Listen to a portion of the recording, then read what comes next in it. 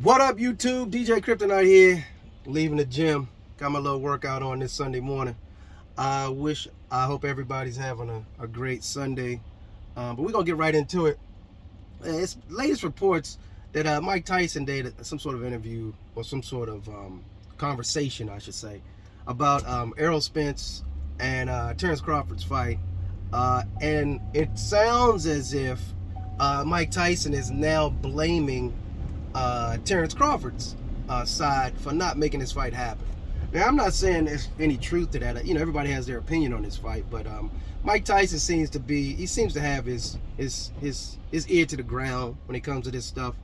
And if he thinks that's the case, it may be some validity to that, possibly. Who knows, you know? But it's just interesting that Tyson is getting into the blame game now a little bit with the Terence Crawford Errol Spence fight, because, you know, I guess Gervonta Davis and Ryan Garcia showed that, you know, fights can be made when you don't share common networks or common promoters in your big names in the game. So they've proven that you can make that happen. In fact, you know, that's been done with respect to Deontay Wilder and the Gypsy King in the past as well. But I know a lot of that happened prior to Tyson Fury signing. You know, I think before the first fight, Tyson Fury hadn't already signed with ESPN or Top Rank, I don't believe.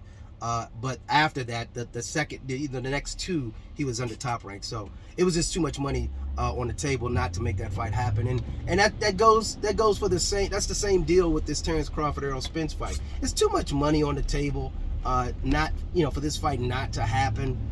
It's interesting that it appears that there's no talk on it really at this point. There was a lot of talk a few months back about it, a lot of pointing fingers and that sort of thing, and now that's kind of went radio silent, which I think is good news. I think that's good news, because now you don't have a whole lot of media and a lot of I guess talking heads trying to determine what the tea leaves are saying, so to speak, because you really don't know what's going on behind closed doors unless you're you know, recording a phone conversation, or you're talking to the decision makers firsthand, which nobody's doing really. And that's how negotiations go. That's how it should go. So again, Mike Tyson had a few words to say about it. He's blaming Terence Crawford, and I tend to agree with Mike a little bit if he's actually pointing fingers at the Terence Crawford side, because ultimately he's a free agent, and I can't imagine that Showtime would be undercutting Terence Crawford in these negotiations, meaning they're not giving him what he deserves. Now Terence Crawford isn't a pay-per-view star. I don't know how many times he's been on pay-per-view, but it didn't go so well, so to speak. It didn't result in big numbers, like big money. So he doesn't really have a track record to bring in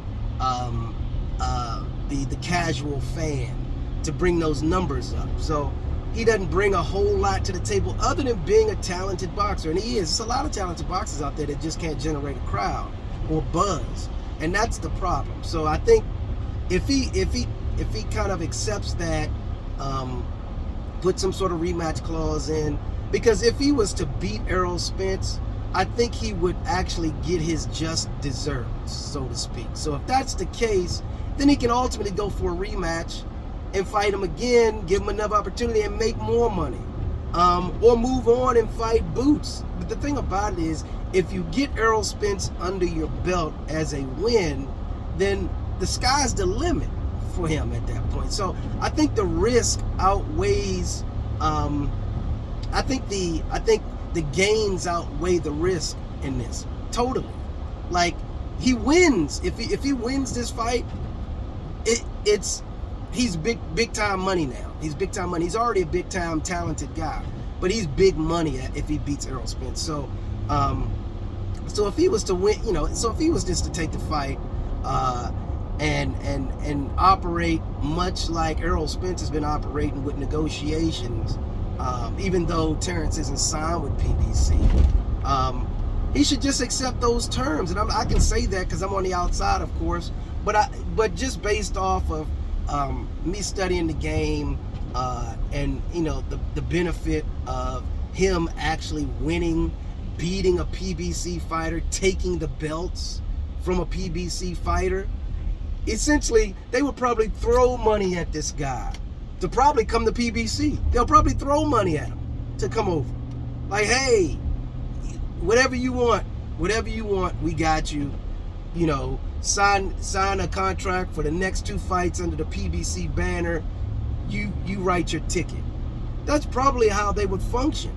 But I don't think Terence Crawford really wants to fight. So I do kind of side with Mike Tyson on this issue. It kind of, again, it's everybody's opinion. That's kind of where it is. Hopefully something happens by the end of the year. Showtime reps and personnel and everybody within Showtime has been saying that they're talking again. It looks like it may happen, but nothing's guaranteed. So I don't know. You can be pessimistic in this or optimistic. I'm going to lean on the side of optimism. Hopefully something happens by probably within the next month or so, and hopefully they'll be fighting end of summer, because you're going to need a lot of time to promote this fight, to maximize the dollar, because ultimately everybody wants to get paid on this fight. So, but I'm optimistic. We'll see what happens. But again, Mike Tyson said it's all on Terence Crawford at this point. I tend to agree with him. I don't know what you guys think. Let me know what you think. At this stage of the game, at a point, people are going to get sick of talking about it. It's going to start to lose its traction as the fighters age. It's just Ryan Garcia and Tank Davis. Like I said, they've proven to take that risk, and you need to take it from their kind of playbook. If you're Errol Spence or Terence Crawford, it seems as though you would take that playbook and run with it because it worked.